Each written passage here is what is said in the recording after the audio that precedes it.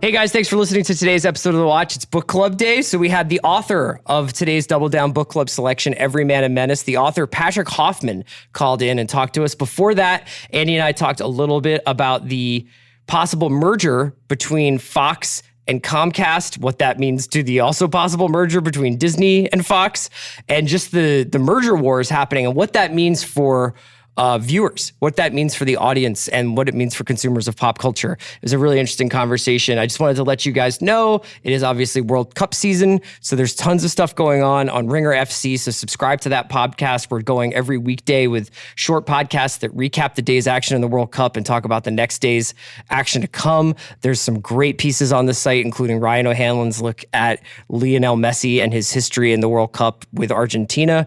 I also highly recommend this week's episode of The Rewatchables. Sean Fennessy, Brian Curtis, David Shoemaker, they talked about Jurassic Park. It's really, really good. So without further ado, let's get into The Watch.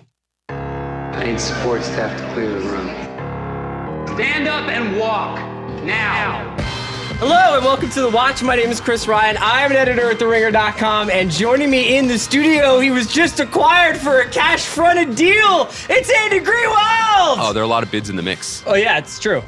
Do you prefer... You have such a library of content, too, that... Can I ask you a question? Do you prefer an all-cash deal? I love working with cash. You said that right before we started. Chris is an all-cash business. Andy, it's Thursday. It's summer in Los Angeles. It's Book Club Day. Andy is mixing up the medicine in the studio. I just got a lot of vessels for water. It's hot out there. Today we're doing our book club episode on Patrick Hoffman's Every Man and Menace. Woo! And Patrick himself is calling into the show, which we can't wait to talk to him about that. I'm going to go out on a limb here and say that people who have not yet read the book, which is a mistake, you should remedy that. I think they're going to be able to listen to this interview. I just have a feeling this is going to be very, very interesting. Patrick Hoffman wrote this novel, Every Man and Menace. It's his second novel after The White Van. I believe Every Man and Menace was published in 2016. He was a San Francisco cab driver who started to work as an investigator for the San Francisco district attorney and then went private, went out on his own, and has really seen some shit. Do you think he prefers all cash transactions? We're going to ask him. Yeah, I bet that guy's got like some weird blockchain thing going where you can like pay him in Thailand. Don't know what that means, but I love it. Speaking of paying dudes in Thailand, should we talk a little bit about the mergers that are happening that could define the next 50 years of culture? Let's put on our Joe Nocera glasses. This is the biz desk. Yeah. This is what we excel in. Both Chris and I attended the Wharton School of Business. Let me rephrase that. Both Chris and I have driven past the Wharton School of Business. I definitely rode my bike past the Wharton School of Business. I know where a building that says those words on it is. Yes. And it's worth noting, though, because this is part of the gig. To talk about culture, to engage with culture in 2018 is to have at least a tertiary awareness of the giant media conglomerates that are constantly throwing themselves into each other, merging, breaking apart, whatever, because that trickles down and determines what we're watching and buying and consuming.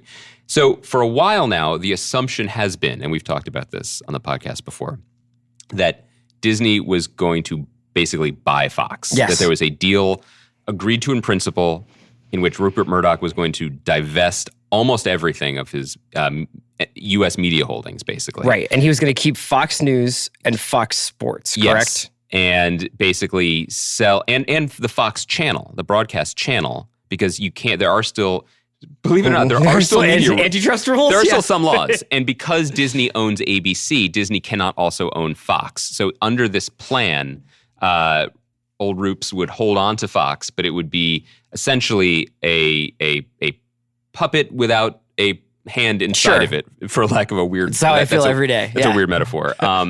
I'm in a weird place. I'm just drinking a lot of water. We have so much water. We're so thirsty on this podcast. Anyway, they would sell the studio. Yeah. And so we have talked about how that would affect the broadcast network. Plans have been... It's been weird because major companies have basically been in limbo for the last few months. We know for a fact, without any details, that behind the scenes, there are two envelopes, right? There's the future of Marvel movies as currently constructed, and then there's the future of Marvel movies should Kevin Feige get access to the X-Men and Fantastic Four. There's versions of, you go down the line of every major component of this deal, and there's probably one plan. There's plan A and plan B. Because the AT&T HBO deal, Time Warner deal, just was approved. Yes. That changes the game, basically. Now it's merger season out there.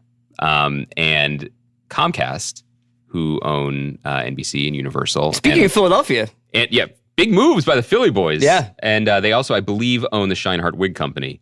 They have now made what is, again, I am a business expert. A $65 billion offer to Rupert Murdoch. To buy the same assets. Yes. They also could not buy the Fox broadcast network because they own NBC. Right. And I think that one thing that's worth noting is that obviously Joe Adalian had a piece in Vulture, I think it was early this week, about the rise of Netflix.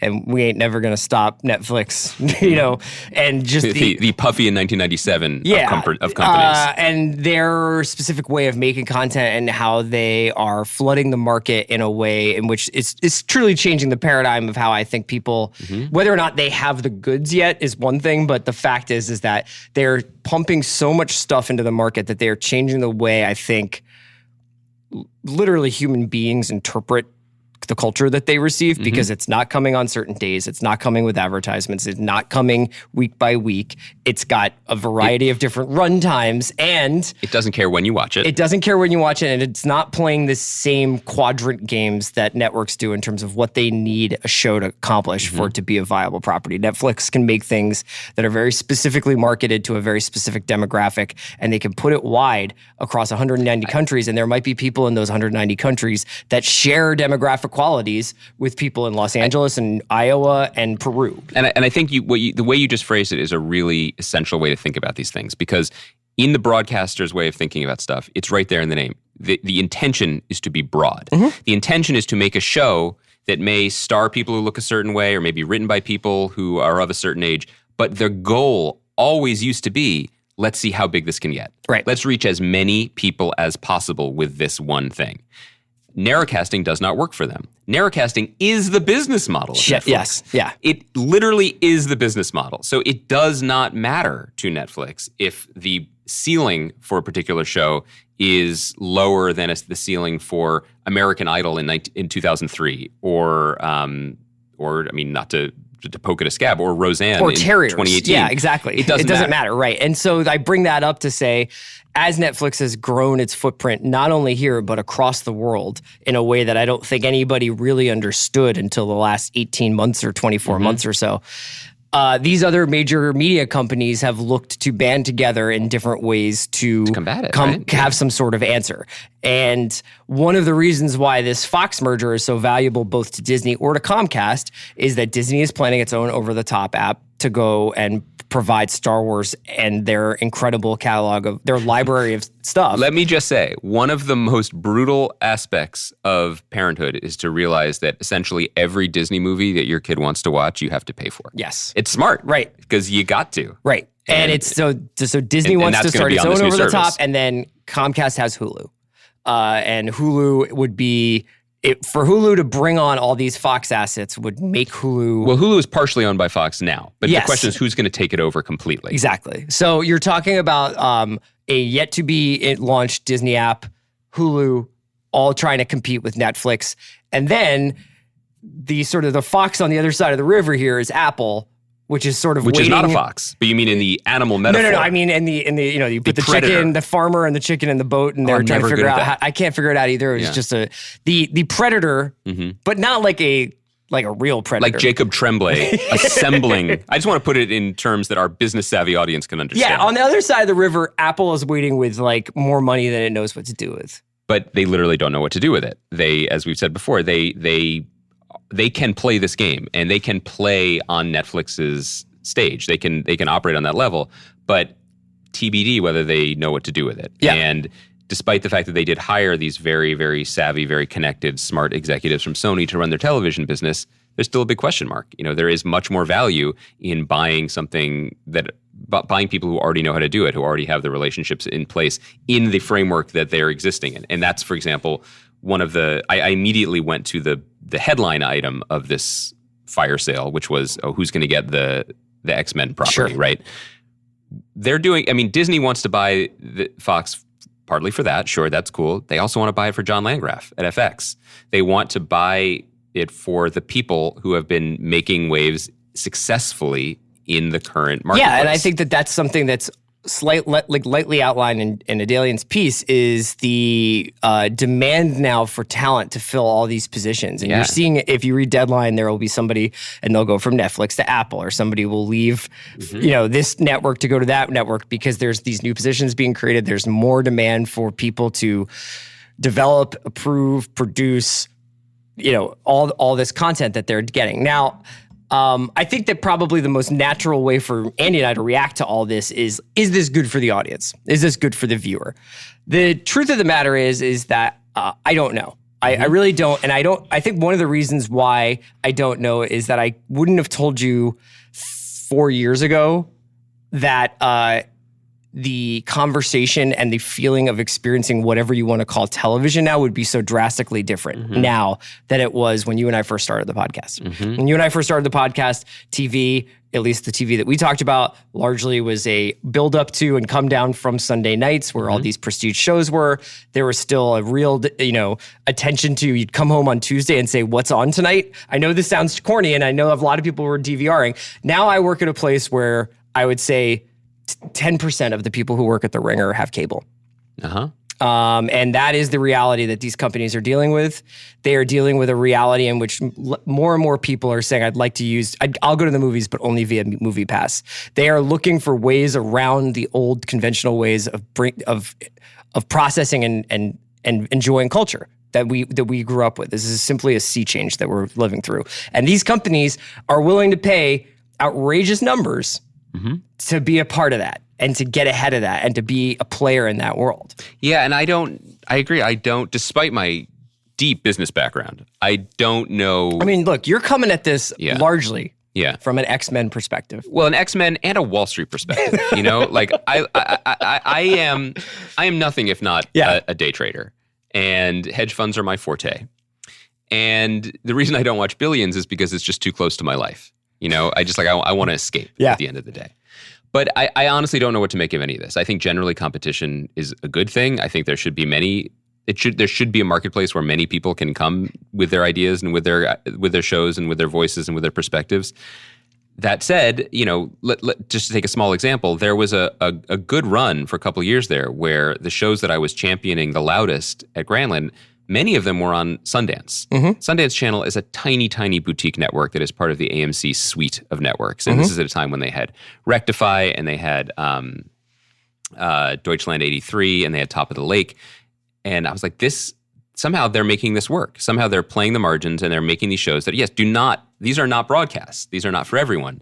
But I love that there's a place for these shows to succeed and thrive. I don't know. I mean, it's not just that they haven't had as many great shows in the last few years. There have been a couple, for sure. But I think we've commented before that it doesn't seem like AMC Networks, as currently constructed, has the range. I don't even say this with any knowledge of their inside situation. I'm just using them as an example of a corporation or a conglomerate that simply cannot step to Netflix on Netflix's turf. Yes. Especially when Netflix sets the terms of debate. So if a company like that gets folded into a place like Netflix, they could reboot, Rectify, like nothing. I'm not saying it should be, but they could and they wouldn't care.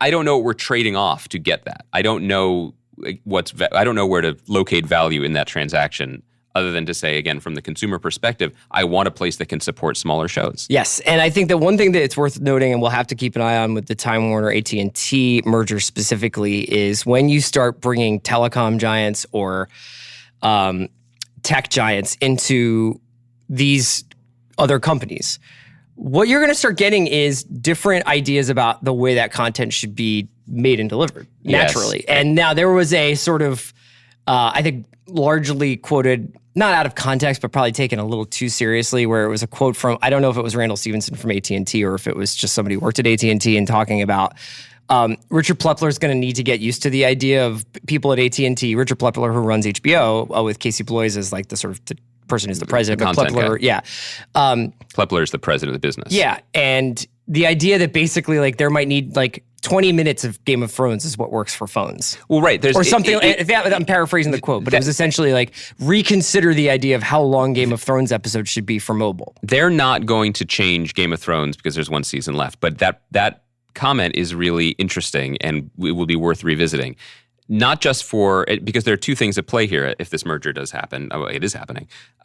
There is the creative collision between two disparate companies, and there is also the technological collision between, and so what you're speaking to is how can you maximize value for people who are watching things not on TV, blah, blah, blah. But there's also a cultural difference. HBO is a quintessential New York company. Yes, they have an office in Santa Monica, but the whole gestalt of HBO is that, like, we're in New York, we're going to have these parties at the That's Natural what people History in Museum. high-rises are watching. Yes, this is who we cater to. We are the crown jewel of whoever holds us. And decisions that trickle down from that self-image, it influences what shows they greenlight, what shows they renew, but also the attitude and the leverage that they give creators. So they can tell Larry David, you make your show whenever you feel like it. They can tell Benioff and Weiss, when you're ready to have this final season ready for us, a final season of the show that is the most popular show on planet Earth, you tell us. Yes.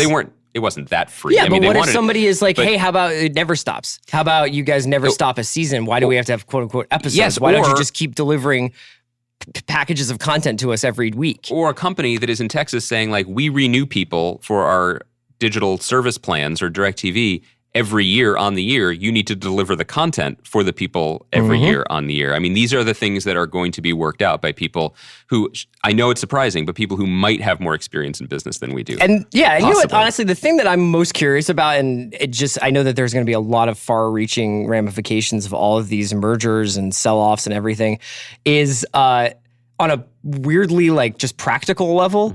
I think the allure of cutting the cord originally was that the cable companies had started to present a package, a product that wasn't worth the price they were asking for, essentially. Right. That you were paying upwards of $250 a month if you were going through a company to get your phone, your internet, and your cable. And sometimes and you got more. all the channels. And you got all these channels, and you didn't get to choose the channels, and you didn't get to say, well, I don't want to pay. Like, what if I don't want to pay for Bravo? Or what if I don't want to pay for ESPN2? Yep. Or what if I don't want to pay for this or that? And then you had all these you were sort of forced that. But now we're getting into a world where theoretically, if you've got an Amazon situation, a Netflix situation, an Apple situation, a Disney to come situation, and a AT&T Time Warner situation, and whatever this Disney Comcast or whatever this Fox Comcast or Fox Disney situation winds up being, 6, 7, to say nothing of the littler streaming services like Filmstruck and Shudder and everything else that are sort of interesting curios. What are you going to do when you're paying even more for just these streaming services than you were originally to get cable channels you didn't want? And I'm curious about whether we're eventually heading back to a world in which you can get Amazon or you can get Apple. Yeah. Well, also, remember, we're also doing the same thing. The same transformation we're talking about has happened to music. So you're also paying your $9.99 a month or whatever it is to Spotify. Meanwhile, Amazon and Apple are saying, well, we have access to the same albums, but most people forget at this point that you can get that through them, or not, at least through Amazon. I feel like people haven't really picked up on their music service. It's a lot. It's a lot. And I'm really curious to see how it plays out. And the challenge for the consumer, I mean, who, for everything we've said, I can imagine someone listening to the end of this conversation between us and being like, well, I get more shows. I don't really see the problem yet. Or I get Wolverine and the Avengers. I don't see what the problem is. There might not be one for a while. Sure. But there's definitely a struggle in this town at the moment to combat the perception that everything that's being made in this post-Golden Age deluge of creativity, they're devoting all this time and energy for widgets, for ammunition in these corporate wars. Yes.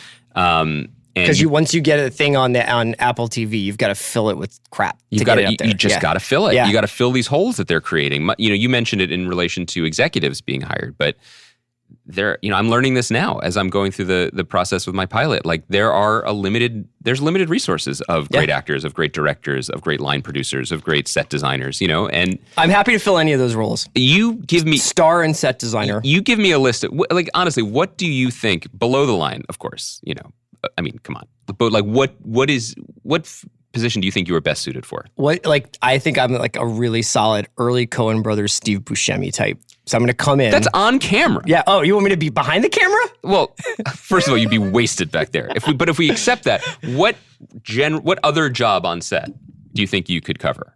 Like, what is your temperament, your personality? I was watching this Star Wars documentary, the Jedi and the filmmaker and the Jedi documentary. Right. I want to be the guy who measures the distance from someone's face to the lens.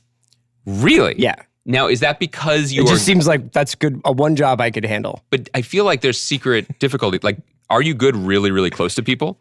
You know what I mean? Like, could you get That's a really good question. razor thin close to Daisy Ridley and not creep her the fuck out? You know what I mean? Just be like, oh, there's Chris measuring my nose. I think again. I'd loosen her up by just being like, have you heard my British accent? That's key. Okay, we're going to wrap up because we got to get Patrick Hoffman on the phone. We'll obviously be talking about this a lot for probably the rest of the existence of this podcast. Who do you want to buy Fox?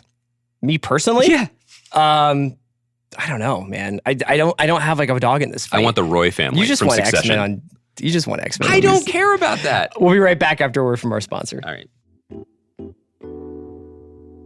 Today's episode of The Watch is also brought to you by Hotel Tonight. If you love scoring amazing deals at incredible hotels, you'll love Hotel Tonight. Hotel Tonight partners with the hotels to help them sell their unsold rooms, helping you find sweet deals at cool top-rated hotels. Hotel Tonight shows you the best deals at hotels you actually want to stay at. No more scrolling through endless lists of choices. Even though their name is Hotel Tonight, they're not just for last-minute bookings. You can book in advance, perfect for planners and procrastinators alike. Hotel Tonight is perfect for spontaneous weekend getaways, staycations, 3-day weekends, road trips, business bookings, and more. And it's so easy to use. Book hotels in 10 seconds, just 3 taps and a swipe. There's even an HT Perks program where the more you book, the better the deals get. I've been using Hotel Tonight for about 18 months now. I used it to go to Tahoe last summer. I'm going to use it again to go to Tahoe. And it's just so easy because what you do is you look through these hotels in these different places and you can actually get inspired by the deals to go to the place. You don't necessarily need a destination before you start using Hotel Tonight. Get the Hotel Tonight app now to start scoring amazing deals at incredible hotels. That's Hotel Tonight, the only booking app you need. Today's episode of The Watch is brought to you by SeatGeek. Buying tickets can be complicated and confusing, but there is a simpler way to buy with SeatGeek. SeatGeek is the smartest, easiest way to get tickets of every type of live event. Whether you're catching your favorite musician on tour, shopping for the perfect gift, or searching for a last-minute deal to see your favorite team, SeatGeek helps you find the best seats at the best prices, fully guaranteed. Nothing beats being there in person for the biggest plays of the year, and SeatGeek will help you get closer to the action for a great value. I have SeatGeek on my phone, and it is by far the easiest way I've found to shop for tickets. Andy and I use it for concerts. Trying to get these Phillies tickets like a month ago. I got in to see them. Did you use SeatGeek to go to the Phillies game? I use SeatGeek to take my daughters to their first Phillies-Dodger game. I use SeatGeek. I saw that your seeds are starting to align themselves with the Dodger blue. Let's not make it personal. Okay. I also use SeatGeek to see Paul Simon at the Bowl. It was a great night. Yeah, you can be anywhere with just a few taps. SeatGeek is designed to make your ticket buying experience easier than ever. It saves you time and money by searching multiple ticket sites to compare prices and find amazing deals. And to get you the most bang for your buck, SeatGeek rates every ticket based on value to help you immediately identify the best seats that fit your budget. Plus, every purchase is fully guaranteed so you can shop for tickets on SeatGeek with confidence. Make SeatGeek your go-to app for finding the best deals on every type of ticket, from sports and concerts to comedy and theater. And best of all, our listeners get $20 off their first SeatGeek purchase. Just download the SeatGeek app and enter promo code WATCH today. That's promo code WATCH for $20 off your first SeatGeek purchase. SeatGeek. Right seat, right now, right from your phone. All right, Andy, we're back. We're going to get into this interview with Patrick Hoffman, the author of Every Man a Menace, the most recent selection for the Double Down Book Club. I would probably venture to say that this is the darkest book we have picked, and that's saying something, because we talked about annihilation. We've talked about dudes just packing their own face with cocaine after getting hit with shovels. We've talked about a lot of different dark stuff on this pod, but Every Man a Menace, I think that, we've talked off air about this. It's not just that it's dark. It's also that the characters live in a world of fear. Yeah, it is a difficult book at first and then an incredibly difficult book to put down. You were on this train first. It took me a second, and I said this in the interview with Patrick. I've said it before on the podcast. Stick with it. If it's confusing after the first few pages, that's intentional. This is a book that disorients you and immediately puts you into almost like a secret society that we are privileged not to really know too much about. Yeah, right. The world of international drug trafficking and how it affects nearly every facet of modern capitalism and American cities and American life.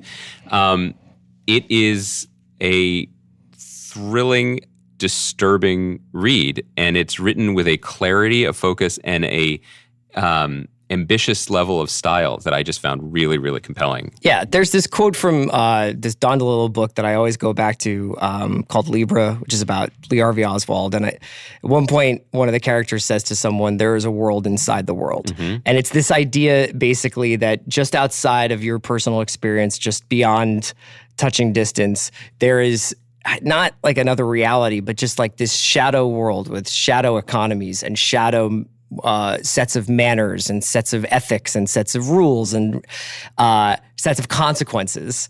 And I've always been fascinated by that. I think it's probably why I am so drawn to crime fiction. I think I felt it more acutely when I lived in New York, because New York is the place where you can spend all day walking, and down any street is another universe. Yeah. And outside of any subway stop is another galaxy. And you kind of feel more closely situated to that, because you're just constantly sitting next to strangers on subway cars, or bumping into people on street corners, or looking down alleys and seeing shit you don't understand. New York City still feels like a game of chutes and ladders, and living here, much less so. But reading a book like this is all chutes. Right. So a little bit about this book. Obviously, we can't go, if you haven't read the book, I highly recommend you just bookmark this podcast and come back to it afterwards. Although we do not spoil it. Yeah, we don't spoil it. And we're not going to spoil it now, but just in case you're curious about it, Every Man a Menace is essentially a panoramic look at the global ecstasy trade. Patrick, in his interview that we just did with him, talked about how the three sort of major components of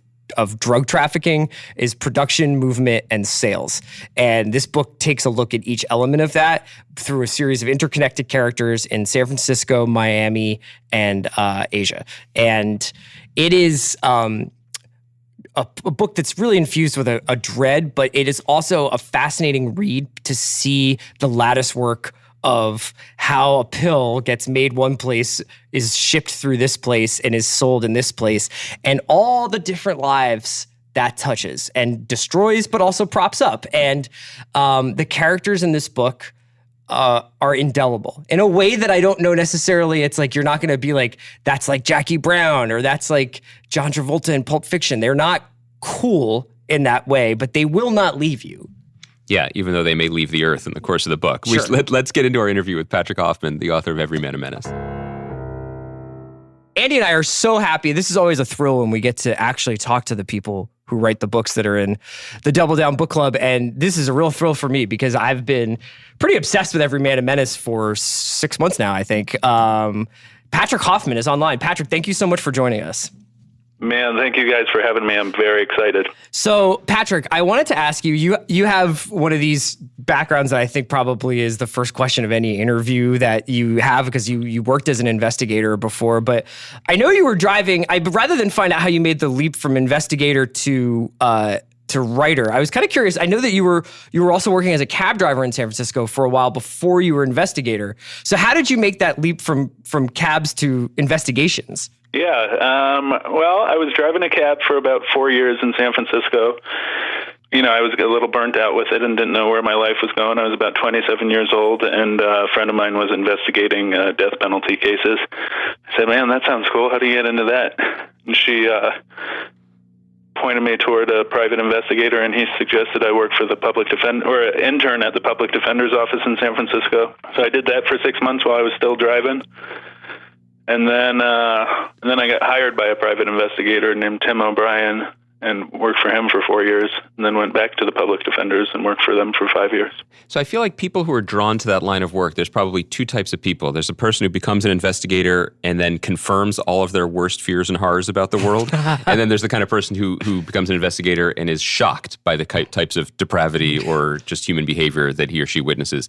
Which camp would you put yourself in? I guess I was shocked. I was kind of naive a little bit before I got into it, and there was a lot of violence, especially at the public defender's office. I was working on in the homicide unit and just working on a lot of murder cases, and yeah, it was kind of shocking. Was it? I mean, I don't mean to be, I'm not even facetious when I ask. Like, did your life of whatever books you were reading or movies you were watching, did you find that it prepared you for that, or did you find that it was actually nothing like the like maybe crime fiction or crime films that you had ever seen before? Well, the funny thing, is that the taxi driving actually was great preparation for it. Because it was like I drove a cab in the night, and you're out in San Francisco interacting with all types of people, a lot of criminal stuff, and you're just talking to everybody. So it's like a lesson in just learning to talk to people.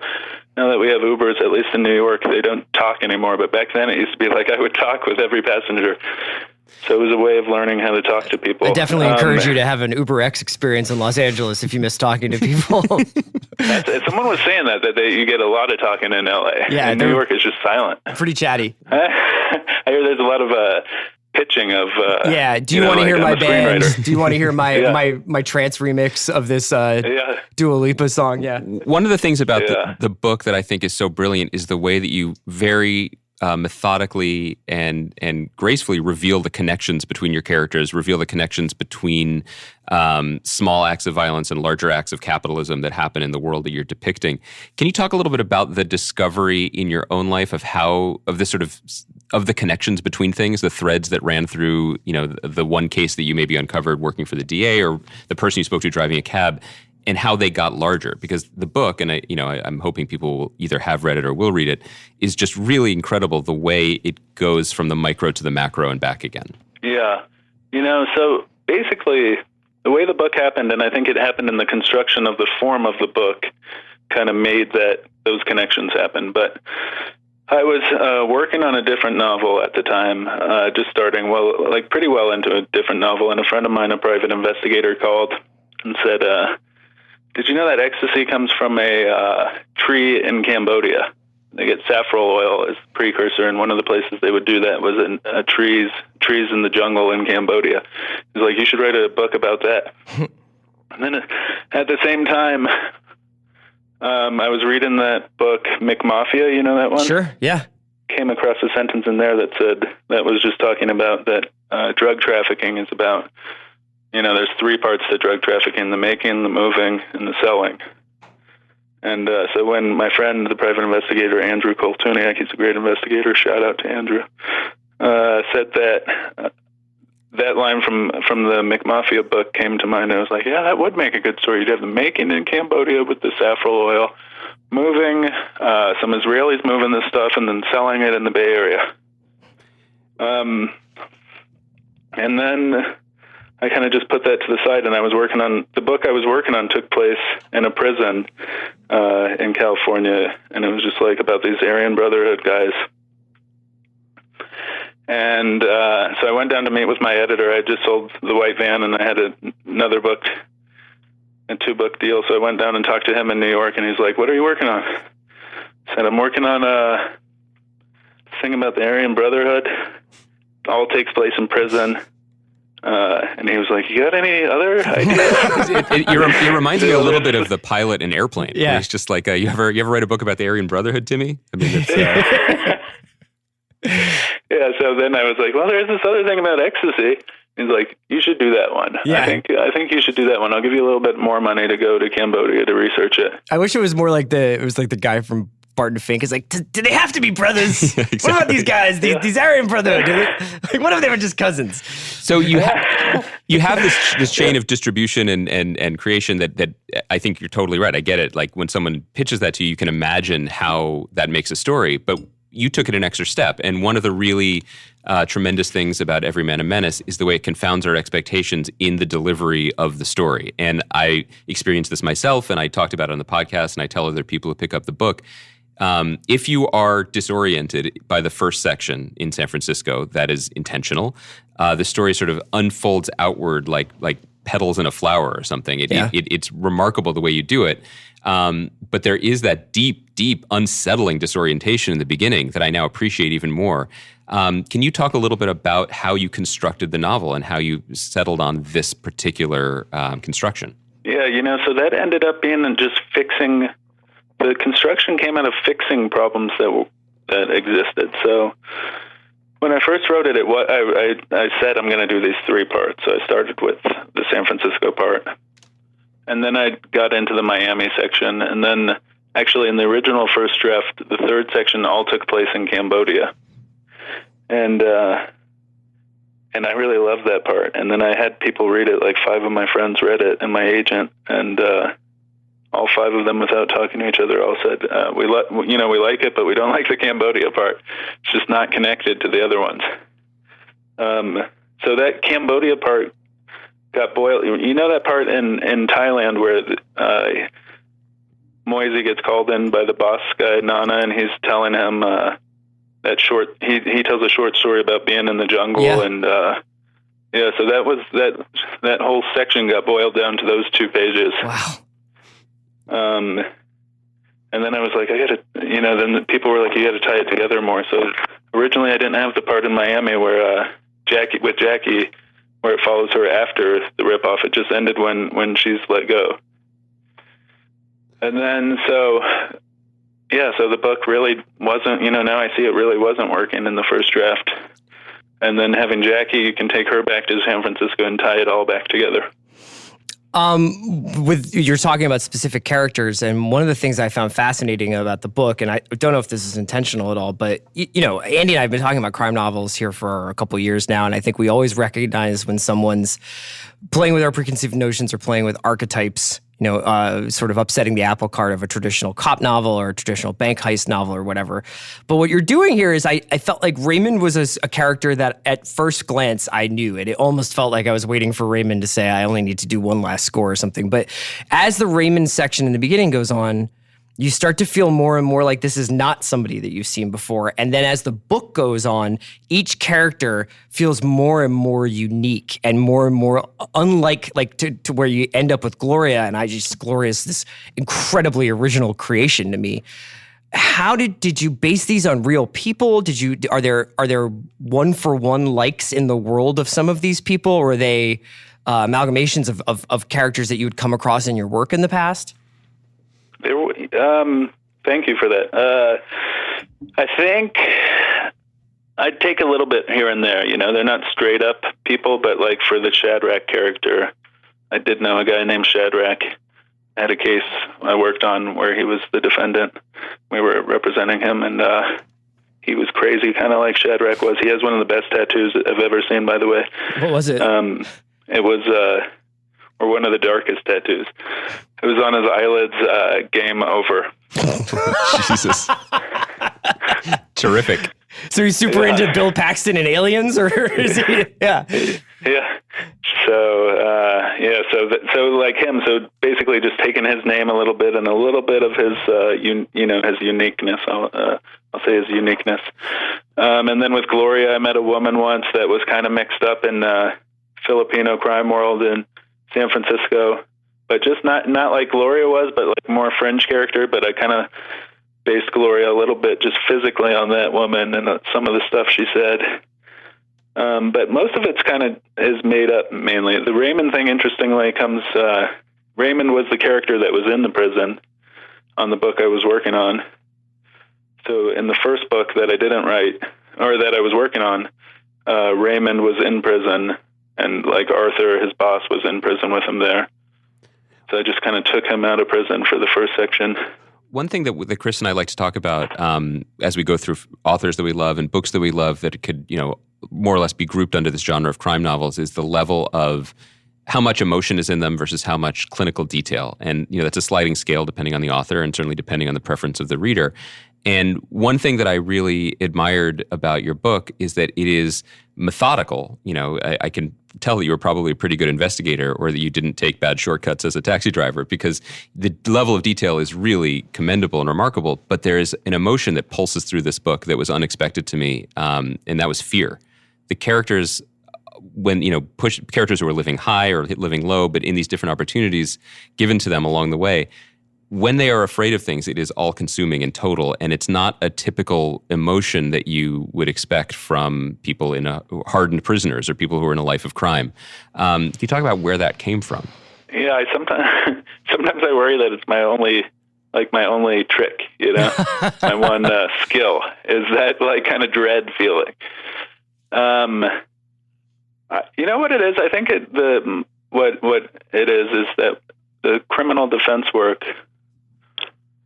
and representing guys that were charged with murder and women occasionally, and gang members, and ended up liking a lot of them, and just that realizing that they're real humans. So then the idea with the book, I think, is to kind of humanize those guys. These guys are like gangsters and drug traffickers. I try to think just to get into it in more a human way and try to understand what they would be feeling and stuff. I think they probably are feeling a lot of fear. I was curious about the way in which, there's at the end of White Van, we start to see a character. We get a quick glimpse of a character that shows up in Every Man a Menace.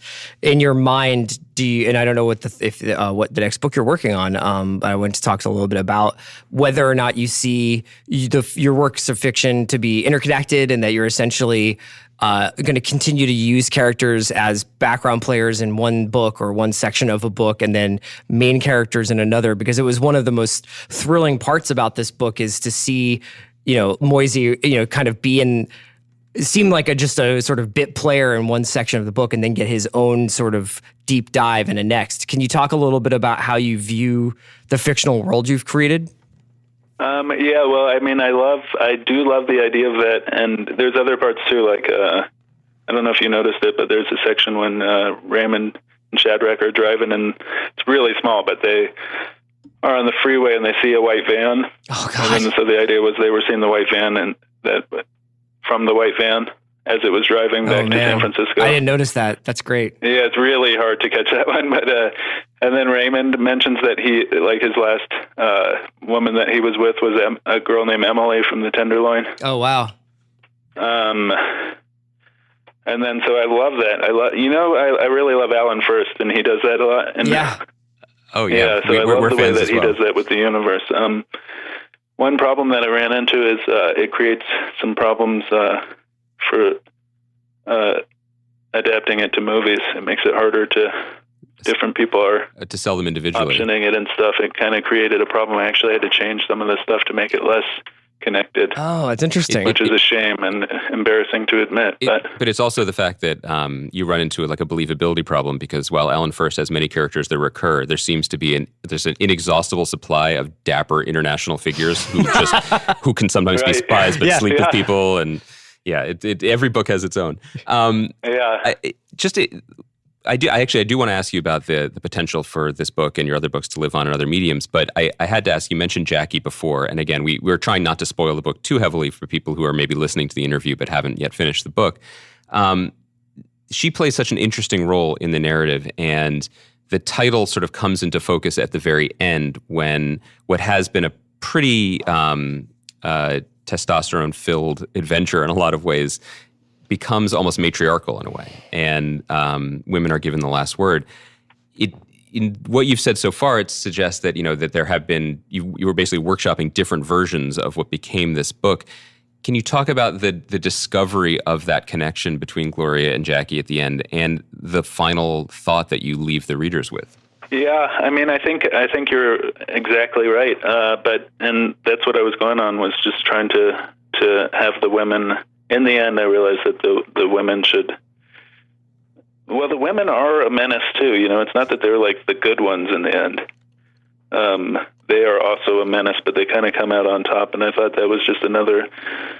I do, like you pointed earlier, I do like to kind of reverse the expectations or whatever, the hierarchies that we're used to in crime fiction. And I thought it would be nice to have the women not only just come out on top, but also be potentially like Gloria, especially, but also Jackie is a kind of a sociopath herself, but both of them potentially be more evil than even the other evil men that we have. So right, it's not that they're all evil. That's maybe my burnout from the public defender's office. It's not that they're softer than the men. It's actually that they're even better at surviving. And they're more competent, more dangerous, possibly, and thorough in a way. Yeah, and it also feels like those characters. I mean, Raymond and Jackie especially feel like people who are probably a product of generations of deterioration of any kind of institutional support, any kind of light at the end of the tunnel when it comes to how they're going to live and any kind of economic upward mobility, and that they've kind of drifted into these margins where it's in and out of prison and in and off, on and off of drugs and in and out of schemes. And they don't have any. One of the things I liked about it was that their criminality is not.